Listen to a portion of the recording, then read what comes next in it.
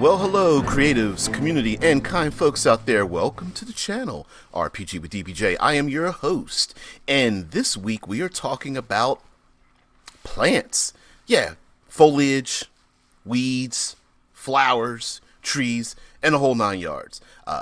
Yes, today we are talking about plants in our tabletop RPG game, and along with talking about plants, today is World Building Wednesday, and we usually take a subject like plants and take that subject and we deep dive into it all week long. Of course, this week we are talking about plants today and tomorrow, although Friday is reserved for science fiction, essentially.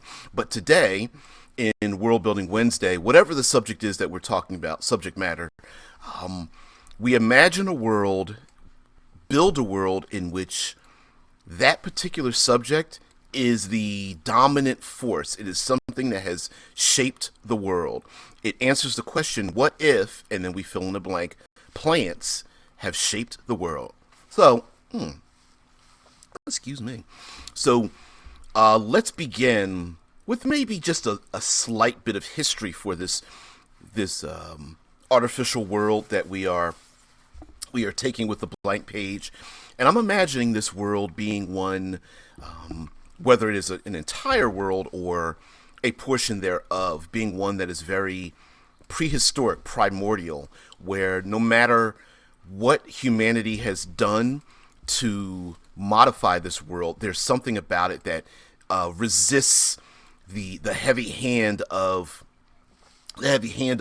industrialization. Now, this could come about through a couple of different ways. Either maybe this world has never moved beyond its hunting-gathering status, meaning like there are very few places that are very large city-states. Maybe most people are quite nomadic in their outlook. Maybe even metalworking hasn't happened yet in this world, and so like bone, stone,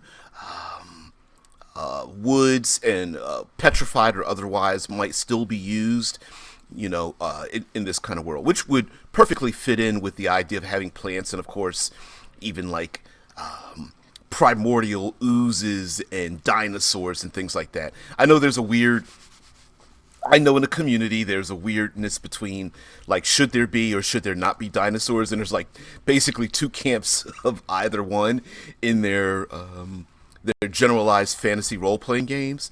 I'm pro dinosaur, although I suppose you could it's pretty reasonable to say maybe a specific location in the world, albeit one that's continent-sized or larger, may have those dinosaurs, in which case here's the other way that you could have a setting where the plants are the major focus, and that is one in which humanity has left the safety of their old home, maybe with lots of industrialization, lots of cities and things like that. Maybe they've escaped through any number of apocalyptic horrors, the earthquakes, volcanoes, famine, storms, and of course, talking about today, possibly even disease and things. And so maybe humanity has left in wave upon wave of crossing ice bridges or thousands upon thousands of sailing ships or something like that, and they've come to a new world. Yeah, Ricker. Yeah, Ricker's like definitely anti-dinosaurs unless it is the point of the setting. Yeah, so much fun stuff you can pull from. You don't need dinos for. See, I told you. There's two different camps. I find it's not that it's funny that there are camps. It's just like it's just weird. Like no one makes the same complaint about, I don't know, avians and birds or like or things like that. But I do find it funny in our community that happens to be the thing. But it's cool.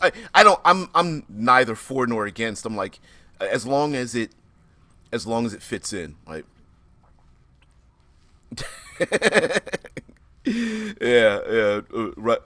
Ricker says if you have dinosaurs, why haven't they been tamed and exported? See, I like the idea of tamed dinosaurs, raising them from birth, cracking the egg open and then learning to ride on top of them and everything like that.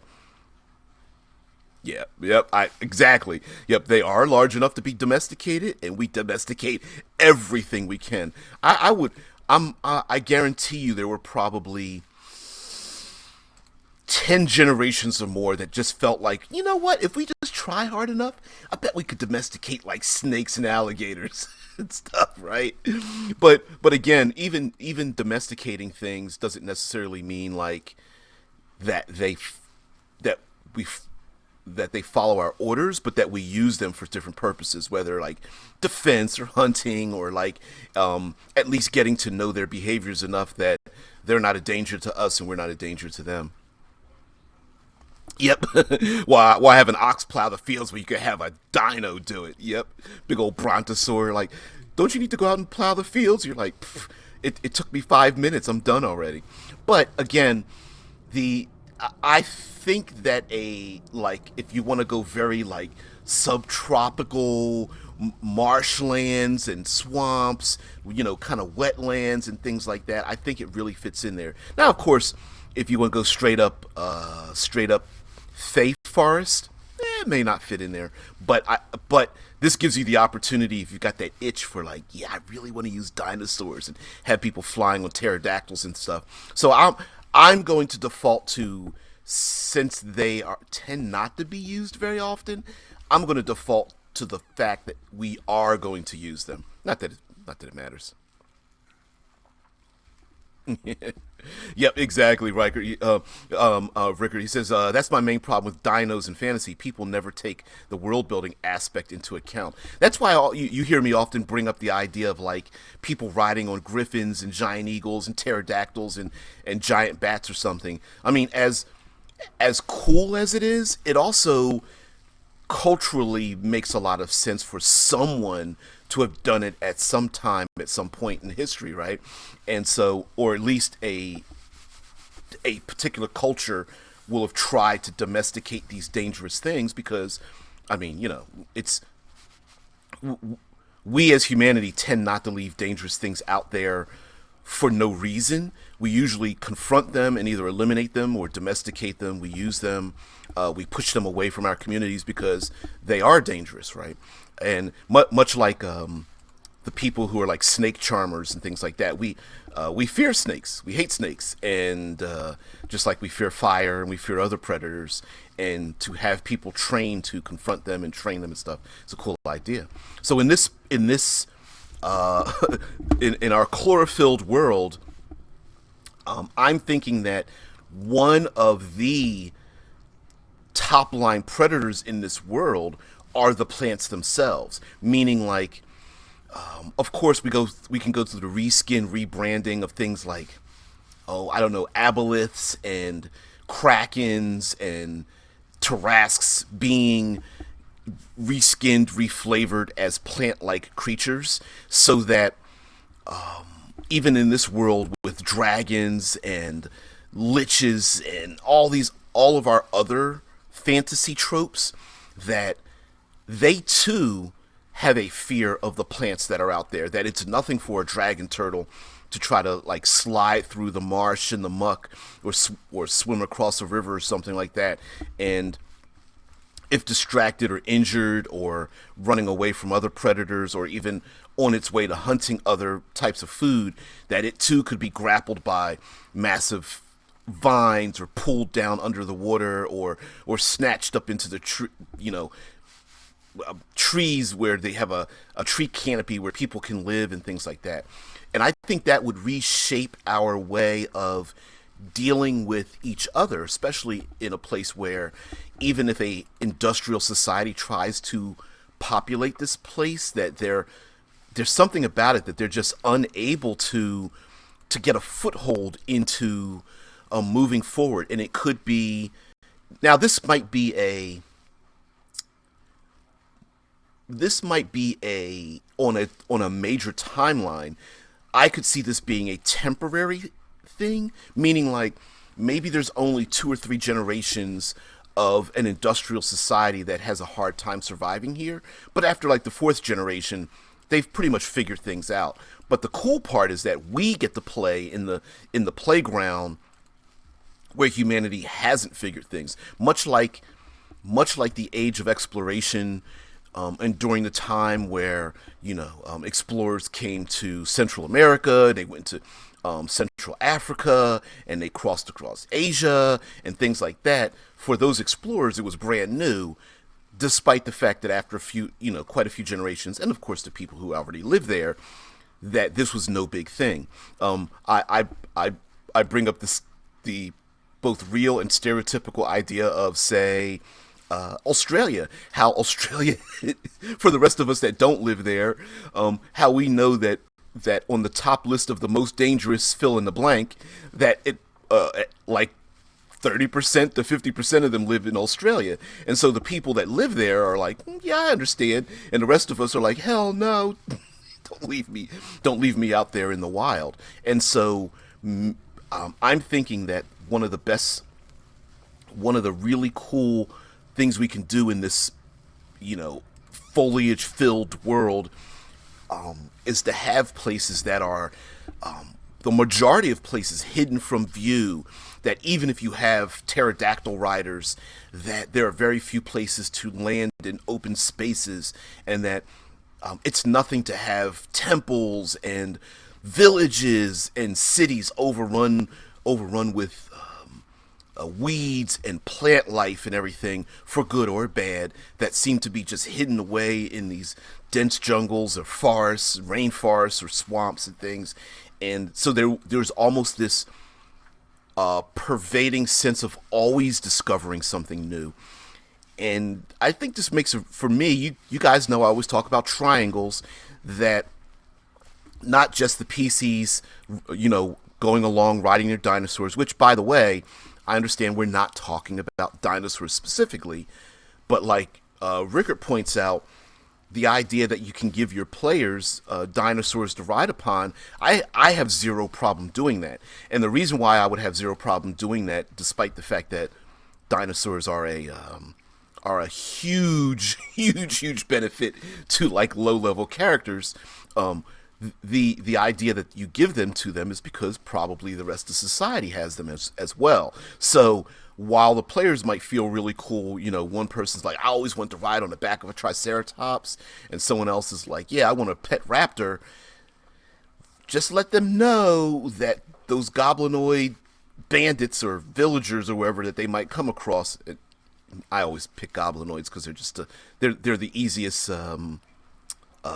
lowest common denominator pick, that they too will have those things available. So if the PCs want to go around sending pet raptors after their enemies, remember that their enemies have the exact same capabilities.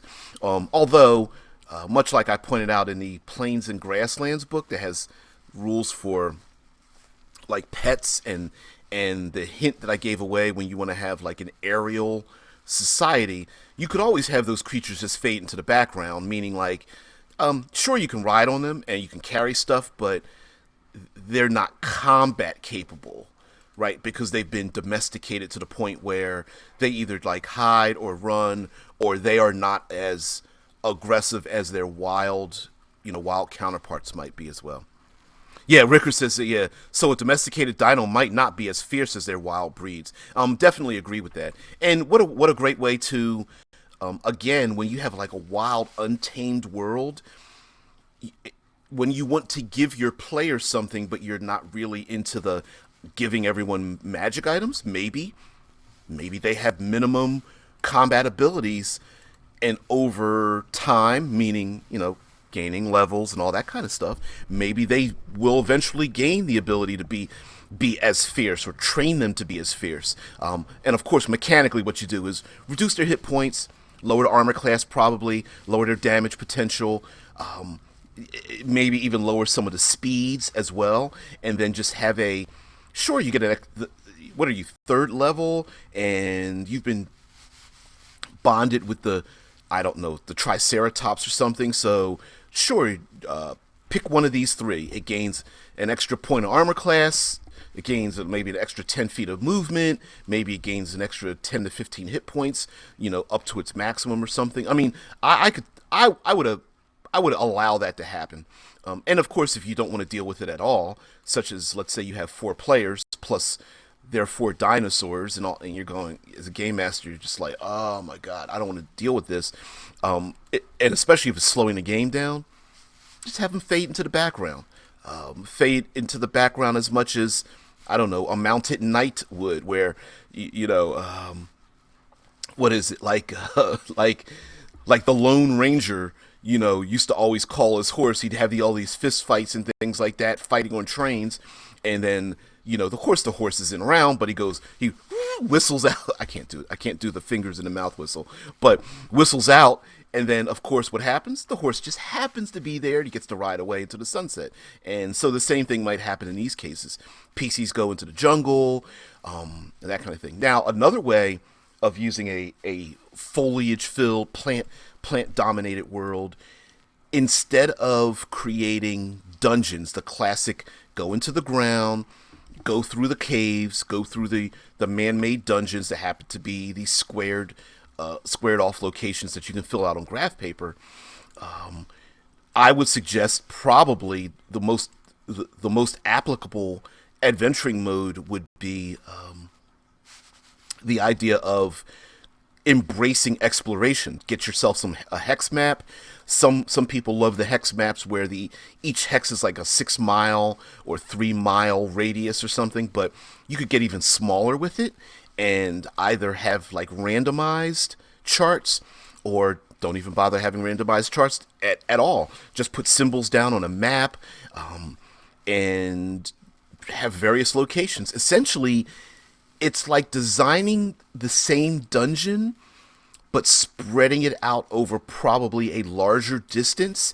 And instead of walls and stairs and locked doors and secret doors, instead what you have are the land itself separating one interesting location from another interesting location. So you could have a 3-room temple overrun with vines that has never been seen, and then the very next quote unquote room, the next encounter, when they move to the next hex, they encounter villagers at a one of the few clean sources of water that the PCs may be able to get some information from, and then the very next hex after that, and so on and so forth. Then tie it all together. So, for example, let's say there are jungle trolls out there, or living like myconids or vegapygmies, or reskinned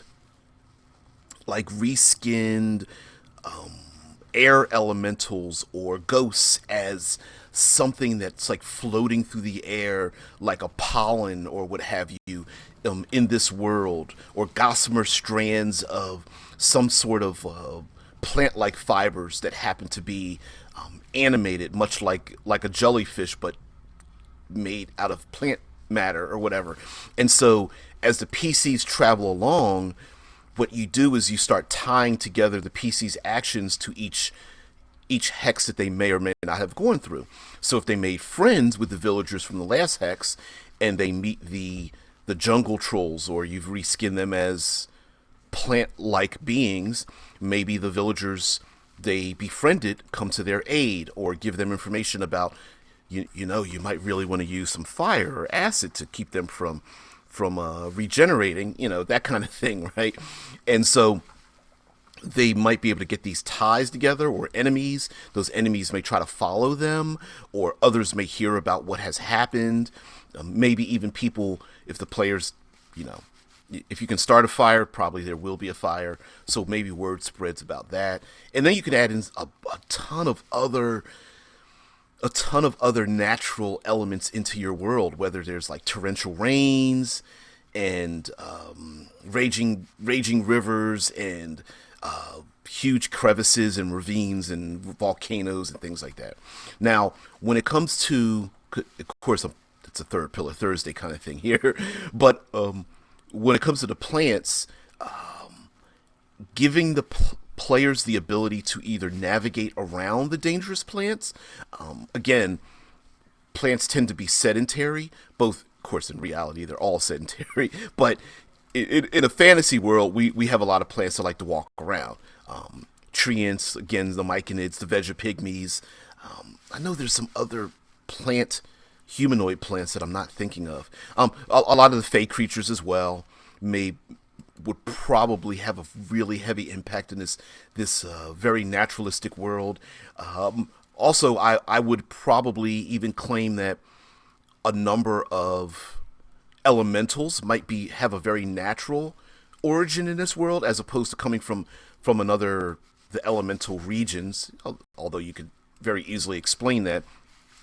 Maybe it's nothing to see the mud and muck and mire or stone coming to life, or some kind of smoke or wind or whatever. Maybe elementals are a very common thing as well. Oh, the banana tree in real life moves quite a bit during its lifetime. I didn't know that. I didn't know that. Now I do know that plants will spread their pollen and seed in many ways, or have it spread through other means, meaning like bees are extremely important to our life here, where the bees pollinate. They, by accident, with them trying to gain nutrients and things for their hives, that they spread seed and pollen from one flower or fruited tree or something to another.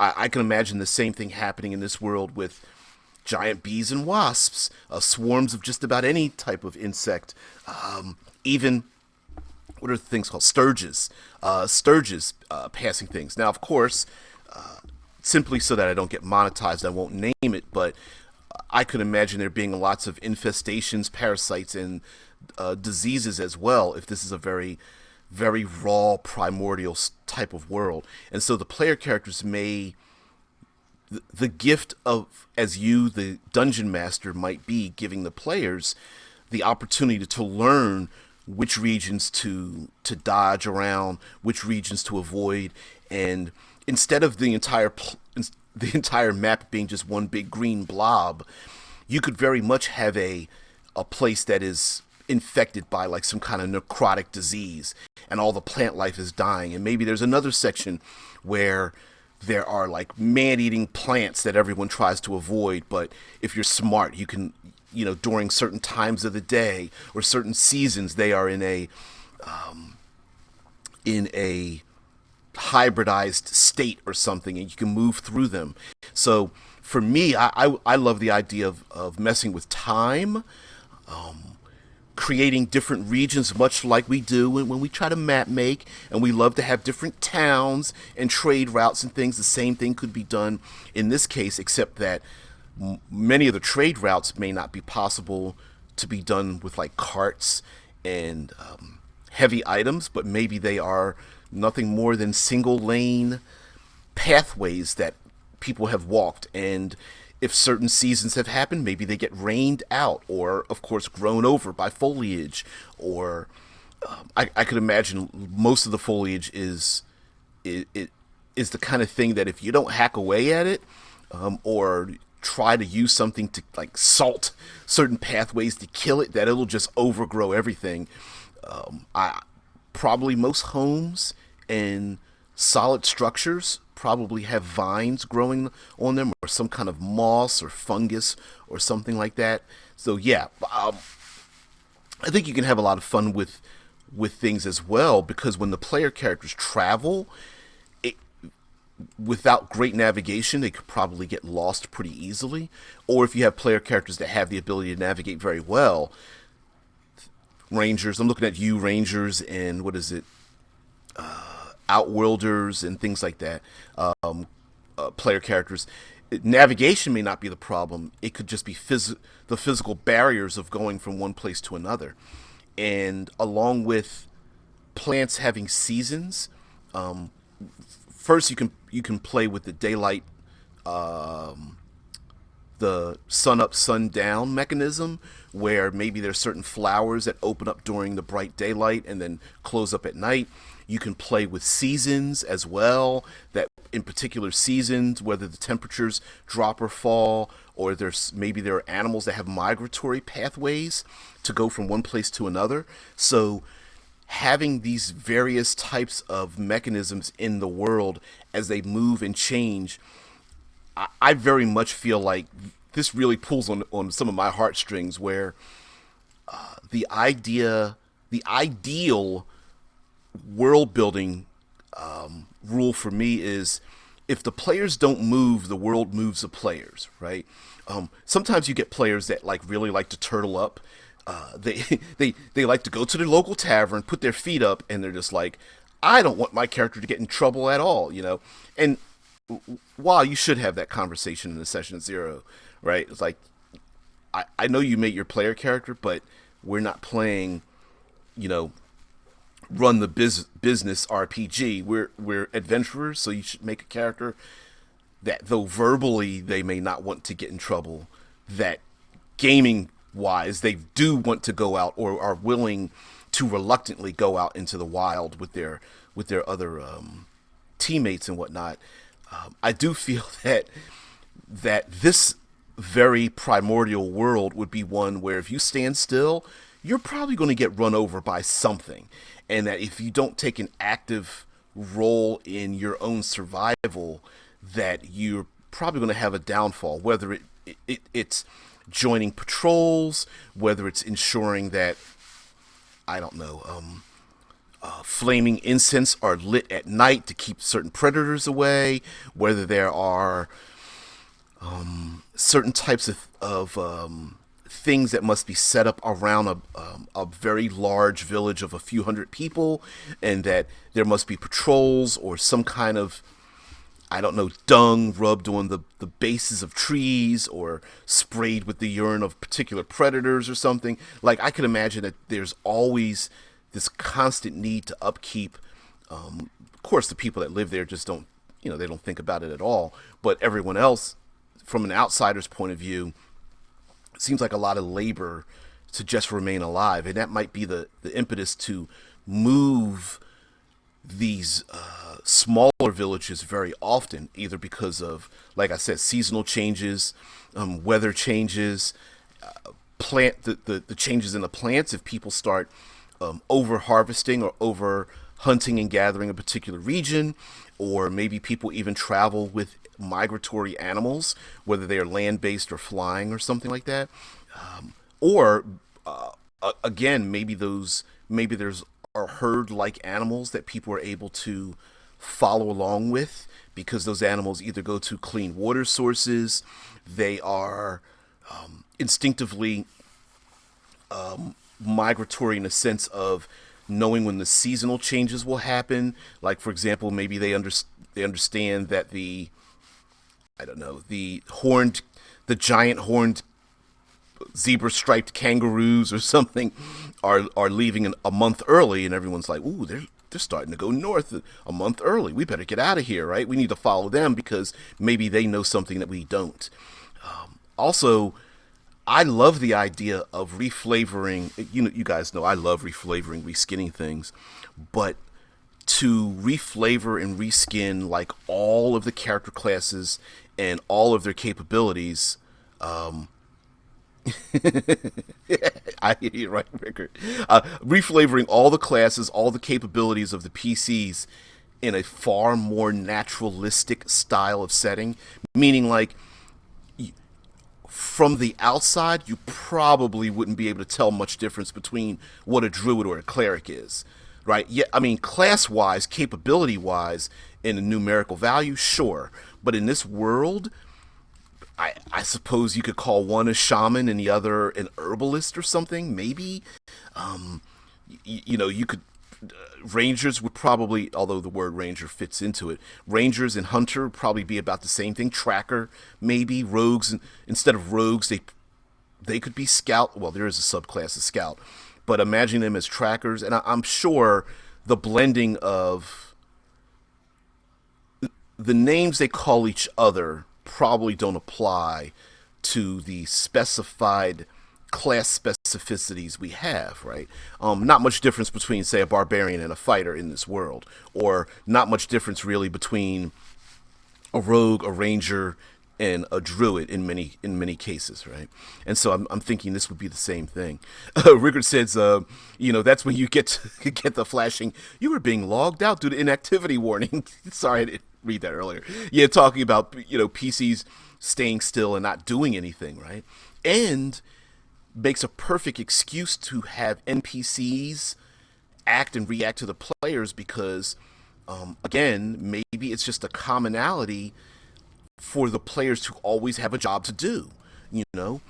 Hey, we need to get this basket of harvested seeds or fruit or something from one place to another. And of course, the prototypical PC is like, I'm not doing that. I'm not getting my hands dirty. Everyone else is looking at them like, you're an asshole. Like we don't have to be friends, but we all need to survive. We need to get these fruits and veggies across town, and there's only like a dozen of us. You need to help us out. And so the PC's going on pilgrimages, protecting or themselves carrying goods like herbs and spices and things like that. Hell, even normal commodities that we've had in our own world, like salt and other kinds of natural things, medicine, tobacco, even silks, things of that nature, animal hides. Maybe those become gold is probably, I don't even know why I didn't mention this before. Gold's probably a thing that's, other than possibly decorative, is probably pretty useless, in that more or less things that are taken from nature,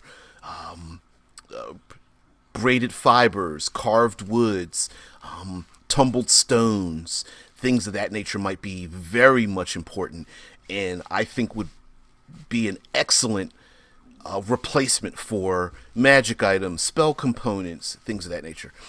Even the idea of searching for the things that will help you have spell components, I think is a great idea.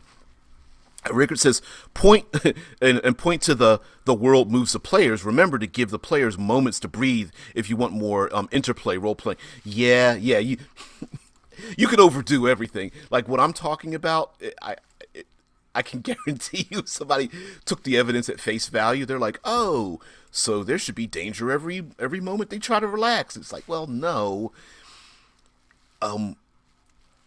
Having the players earn the respites, the chance to rest, the chance to interact, in itself may be its own reward, especially if you've modified like your healing or recovery in this world. Even if you haven't modified it, if the PCs have earned they found a safe cave, or they've earned the opportunity after they've cleared out their camp area, or they've earned a place to rest by climbing up into the canopy of the trees and pulling out their camping gear to sleep amongst the trees and the stars or something.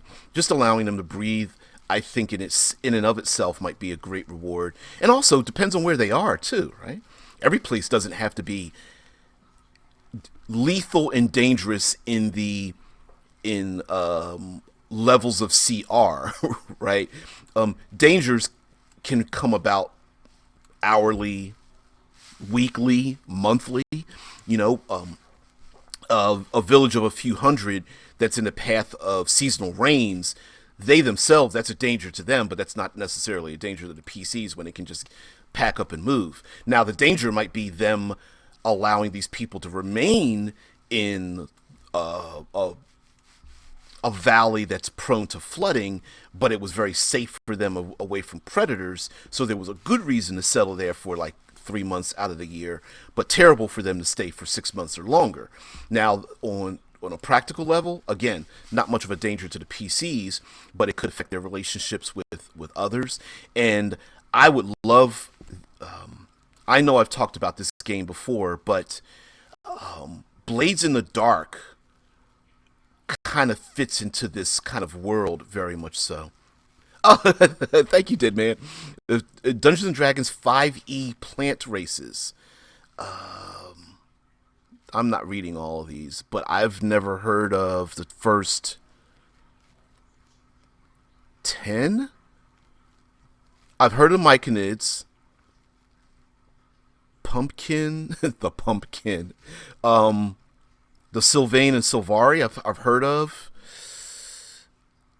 plus about 20 others stolen from various video games. Yeah, yeah. I mean, and whether you pull out your monster manual, you get yourself a list of them, you make them far more significant in this world. I could imagine having this rolling, this seesaw of relationships with other sentient plant and animal like creatures out in this wild primordial world, in a sense that befriending the troll folk might make you enemies of the Asamarian tribal folk, right? Or the making friends with the pumpkin folk or people might make you enemies with the myconids or something of that nature. And so you might have this up and down roller coaster of doing things to befriend the others, as well as the idea of buying and trading, not buying, but doing a lot of trading and bartering in a world like this, where the myconids may love a particular type of mineral in their mineral deprived dirt they love to plant their feet into. And so trading with them a particular to give them more mineral rich dirt may allow the myconids to give the player characters some information, or maybe even a fungoid potion equivalent, so that finding rare flowers may be the equivalent of finding potions. Burning particular types of leaves may be the equivalent of scrolls in this world. There may be seeds and bark and sap and things that I brought up the other day that may very easily be replacements. And I think Rickard even brought this up quite a while ago, but it's possible that instead of players picking spells from a list and that they just happen to have those spells in their list, it's also possible to have seasonal foliage represent the spells that are available to those who have casting abilities, and having those things change upon the seasons or the locations that they are with the foliage they can pull from.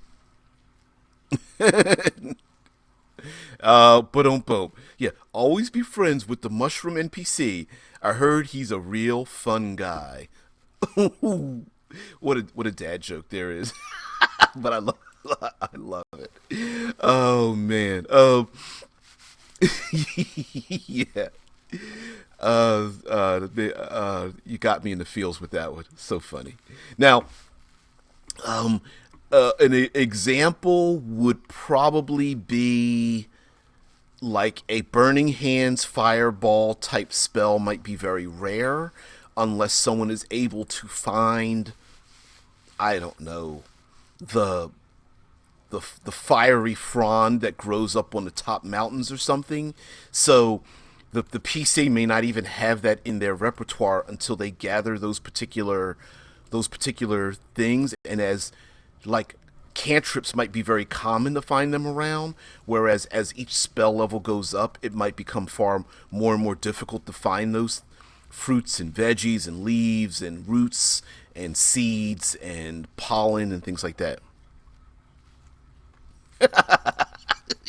Seriously. But beware of the fruits. I heard they're really seedy. Yeah. Thanks. Yeah. Heck, you might even make some things, some, I guess, spell like effects part of the world, as opposed to giving them to the players. Like, oh, we found a bush of good berries or something, or I don't know. There's a primordial font of water pouring out of the ground with a small pool. And if you take your water skins over, or maybe even hand crafted, I don't know, ceramic jars or something, and fill it with a liquid, and that liquid could represent any number of potions, or healing, or whatever the case may be in this world. Like, for example, maybe there's a certain type of sap that turns people into monstrous creatures and makes them grow long if they fed on it for quite a while. But you know, taking the sap like a honey or something like that from an insect hive might give someone, I don't know, enlarge spell like ability if done temporarily.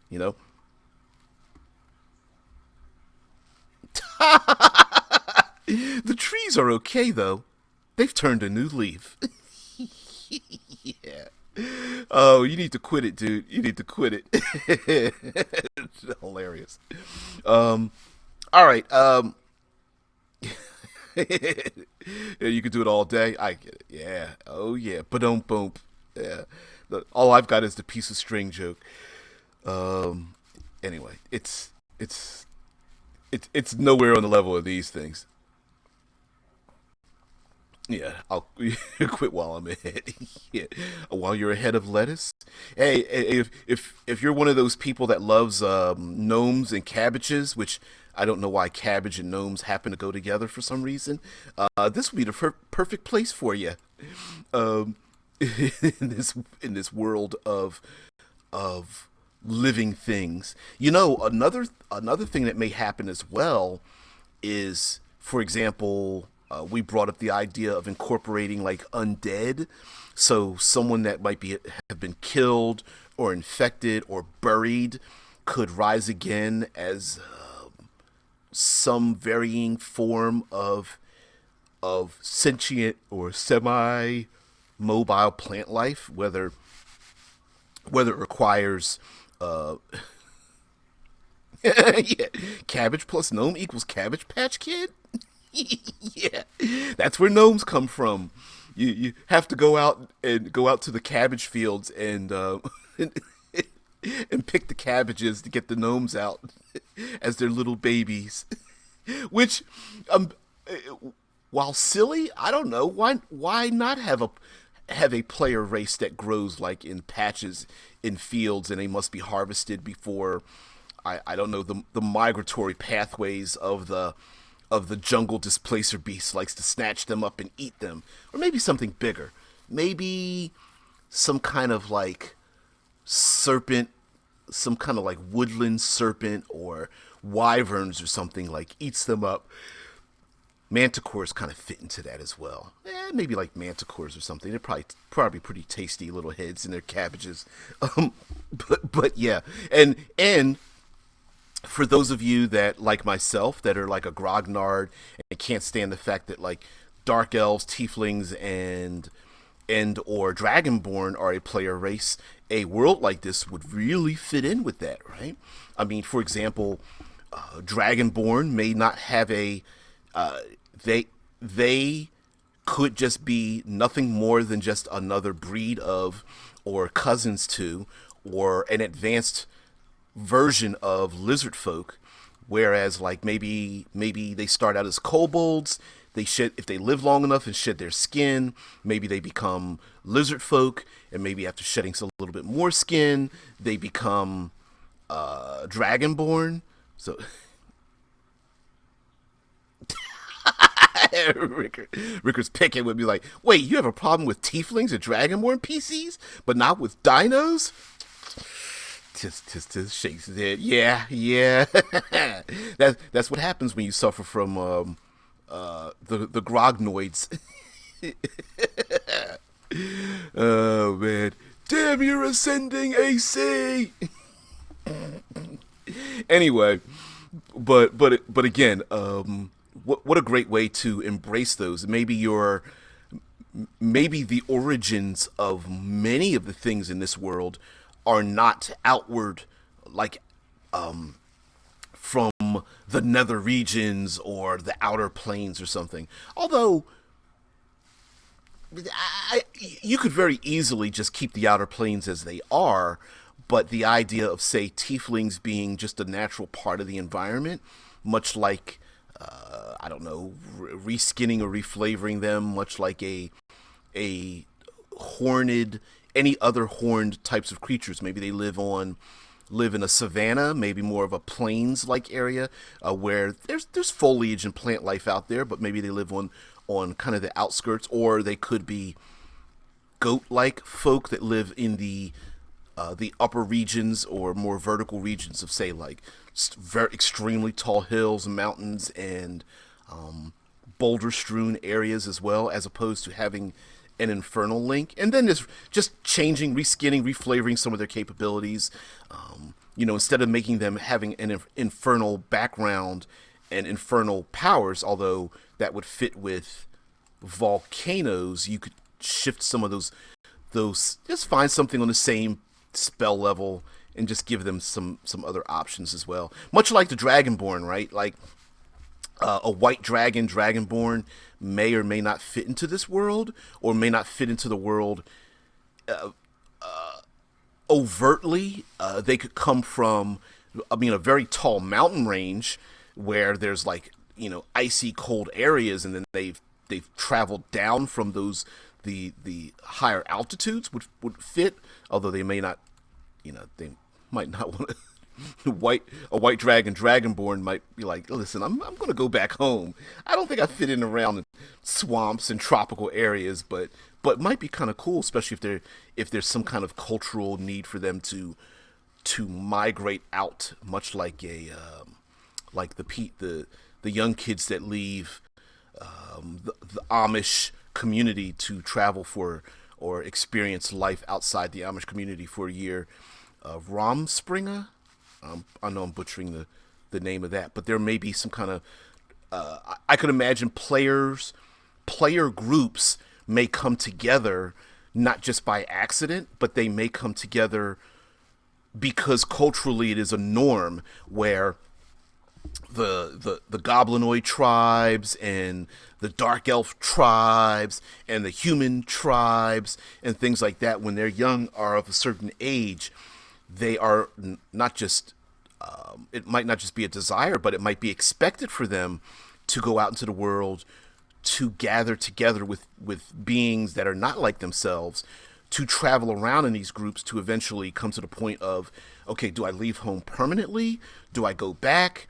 Do I understand that although I don't agree with my parents and my tribe, that these other goblinoid beings are evil, I don't think they're right, I'm going to go have a relationship with them, and maybe it's kind of like it's a rite of passage for everyone young to go out, be in these groups, travel around, come back to their communities and go, hey, these are the things I've done. Or even come back and go, listen, life out there is rough.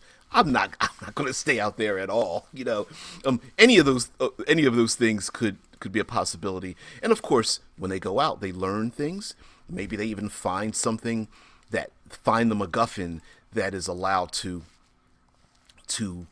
take them forward. There is a movie many of you young folk probably have not seen, but you may have heard of, called The Quest for Fire. And the entire movie is about a prehistoric humanity going on literally a quest for fire. They did not have the ability, this tribe got devastated, and they didn't have the ability to make fire. So whenever lightning struck, they would try to find where the lightning struck so that they could find out where the fire came from. And there was literally a fire keeper, a person who walked around with a small little ember of flame that they would constantly feed because they didn't have the ability to light a fire. And on this quest for fire, in this movie, they encounter lots of things. So that might be a great movie if this is the kind of thing you want to pull from. It really makes sense. In Eclipse Phase, Deadman says, in Eclipse Phase, the world of Tanaka has two massive plant forms that are waging a war against one another. I didn't know that. Those are like the exoplanets that you can go through in terms of the Pandora gates. And how weird. I'm not sure what a plant war would look like, right? Like, could it could a plant war take place over hundreds of years? Meaning much like I know some of you have seen homes where you see vines growing up the sides of the homes, and some people specifically design their home to have a specific amount of vine coverage, but it could be like the a plant war might take place over a long period of time as they try to strangle each other out. But PCs are just walking through the foliage like, I there's a war. I don't really see anything. Achoo! Wait, did they just attack me? Achoo! They did attack me. What the hell? You know? Yeah. And Rick was like, I'm a flame bearer. Need fire? Cast fireball. Which in many ways, I mean, having the idea that there is a limitation of sorts, I could see that. I could see there being a limitation in terms of like a limitation in terms of how do I say this? Spell like abilities or reskinning many of them. Yeah. Yeah. You guys are funny. I yeah, I'm with you guys. Yeah, I'm sorry I didn't get into the Discord chat. Just talking about like man said I had that on VHS. Oh man, Dino Riders. Oh wow. I still remember in the '80s the while not quite dinosaurs, the Herculoids. I guess alien science fantasy aliens or something. I like the Herculoids myself. Although there was that live action.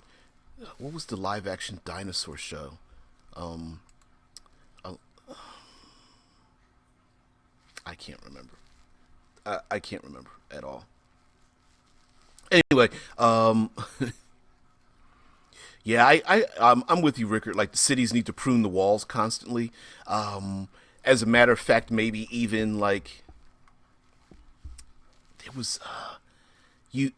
I could imagine the population like their food source starts to change over time, and they don't really know why. You know, um, I don't know. Wait, dinosaurs. Was it just called dinosaurs? Maybe it was just called dinosaurs. Where it was a live action show. People in costumes and things like that. Yeah. Uh, yep. Yes, it was. Yes. Thank you. Thank you. Thank you. He's like, yes, it was. Damn it. Yeah. Oh man. There was even a television short-lived. I think it was only one season. Short-lived television show called Terra Nova.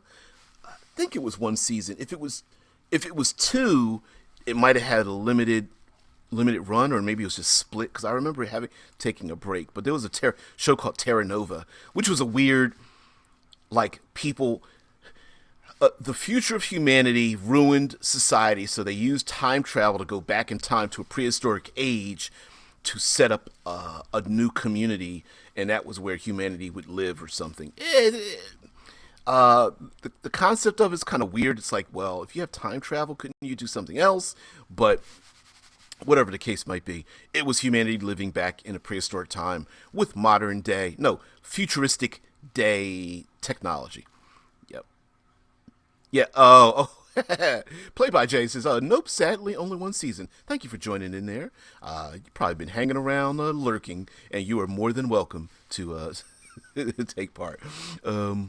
Yeah. Rickard says, hell, moving between cities might be a bit of a problem as all the paths between them gets overgrown in like a few hours. That's what I'm thinking of. Like, there might be places where literally there are no trade routes, or the PCs are needed as the trade route because moving from city to city might be nearly impossible, except hacking through overgrown foliage or using the giant dinosaurs to make a pathway, only to go back the other way.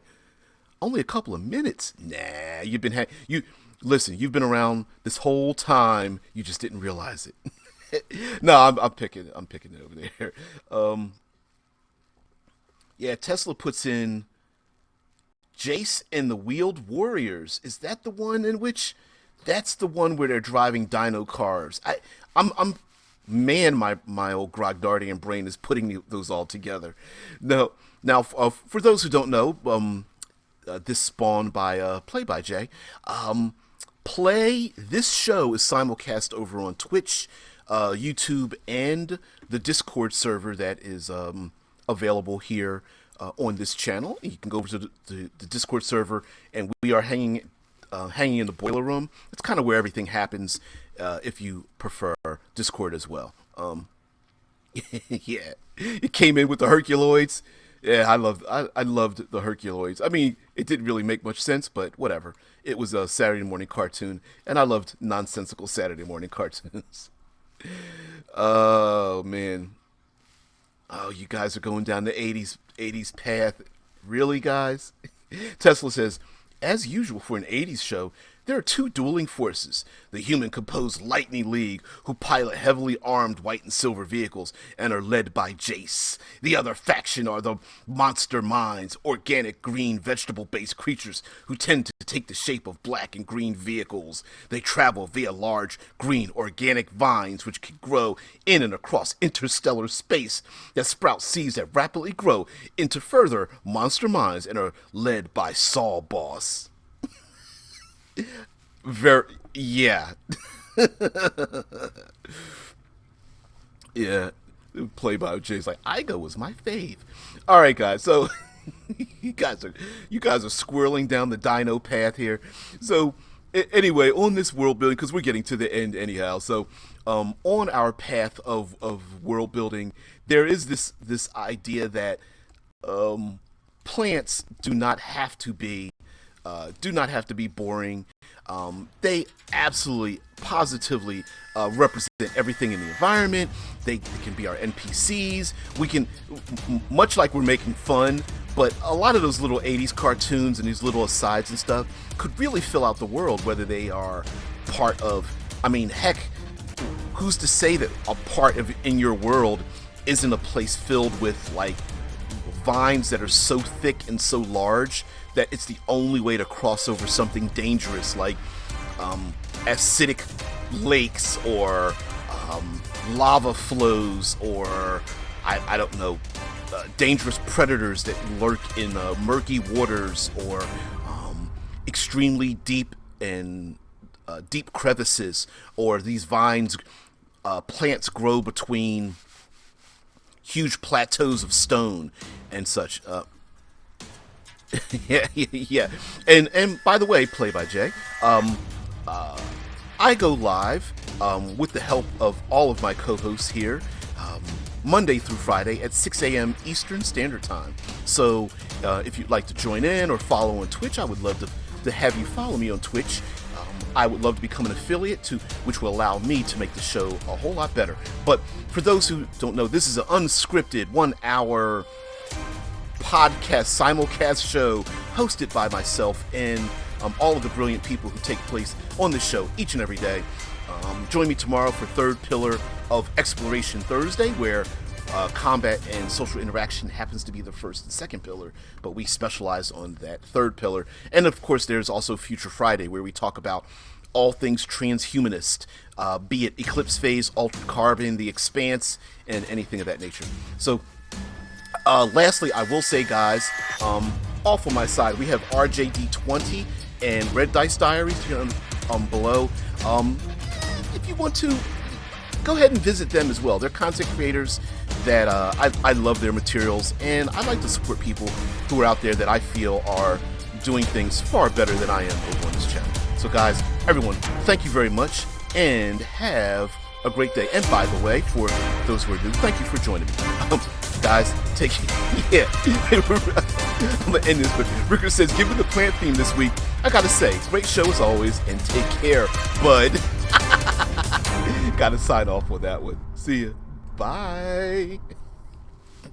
Take care, bud. So silly.